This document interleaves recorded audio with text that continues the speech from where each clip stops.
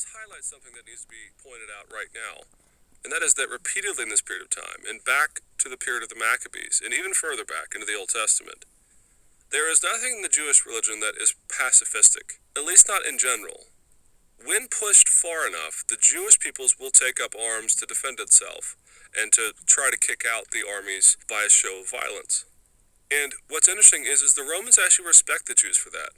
There are examples of the Romans actually speaking well of the Jews for their attempt to fight for what they believe, for their attempt to fight for their deities.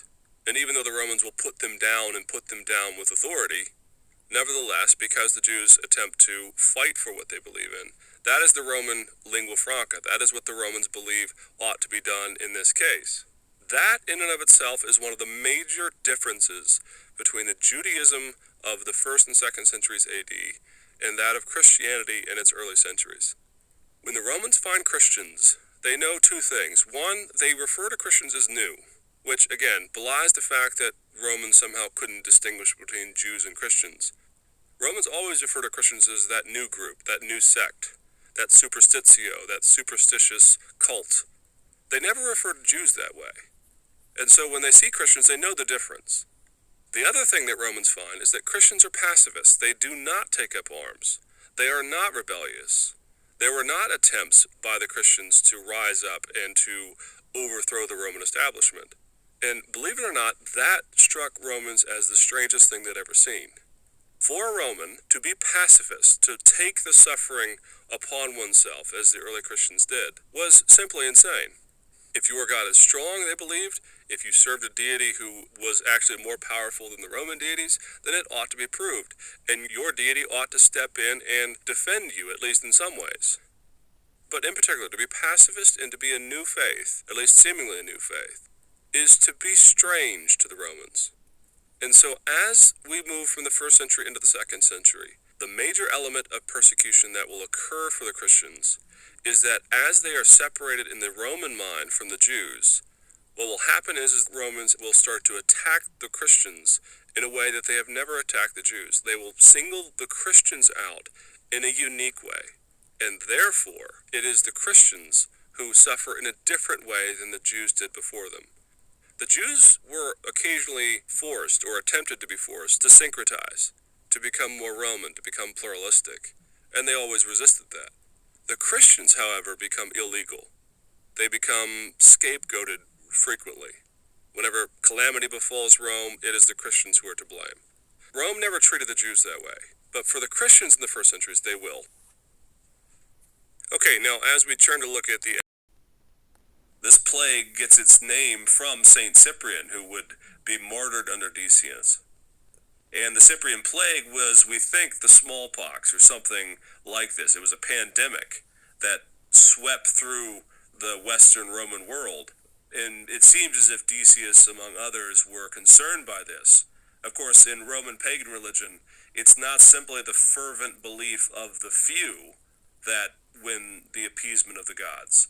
But as we see throughout Greco-Roman mythology, even a few who abstain in a culture, those who might be attending, say, a public event and there's a sacrifice to the gods, well, if not everyone participates, even a small few, then according to the old pagan ways of religion, the gods could become angry because not everyone has at least given some mental assent to the pagan sacrifice to them. Whatever the case, Trajan Decius enacted one of the most severe persecutions that we have in early church history. Decius required that all peoples throughout Rome go to the city center where they lived and offer a libation to the gods. Usually this meant pouring out some form of incense, maybe it was a pinch of incense, maybe it was pouring out some kind of perfume, and then often the person would have to taste from the sacrifices as well. And for those who did the sacrifice, for those who did their civic duty, you would be given a labalis. And a labalis is essentially a little piece of paper that declares that I have sacrificed to the gods, that I've participated, that I've done my civic duty, and that because of this I can now produce this labalis and show any of the governing elites of small cities and villages and throughout the Roman Empire that I am on the team. And of course, Christians are unwilling to do this. Very often they would abstain or they would not show up when it was required. And in the Decian persecutions, the punishment for not attending and participating in the sacrifices to the gods was considered to be a capital crime. And we know it was therefore pretty easy to discover who were Christians in the area. Those who would not have a libellus on them or those who would refuse to attend could be easily marked out and brought in and put on trial. This is certainly what happens with Cyprian, as we saw at the beginning of this lecture. Numerous Christians that suffer under torture, or they are asked to hand over the Gospels. This is particularly a crime for priests. In the early church, when they would say that a priest was entrusted with the Gospel or the Gospels, this usually had a double meaning. The priest would be entrusted with the teachings of the Gospel. They would be empowered and equipped to be the priests of the community, and therefore they would be those who taught the Word of God.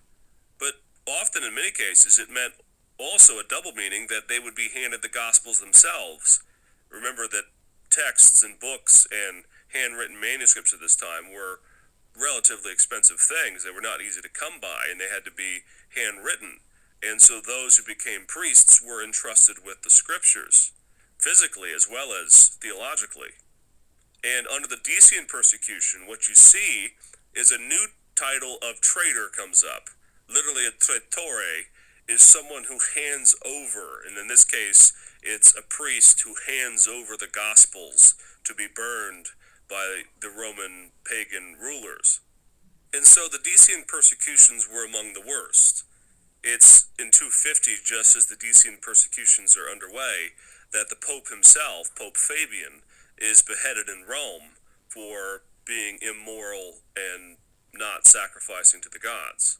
Still, the persecution only lasted for 13 months. The Christians gloried in the fact that Decius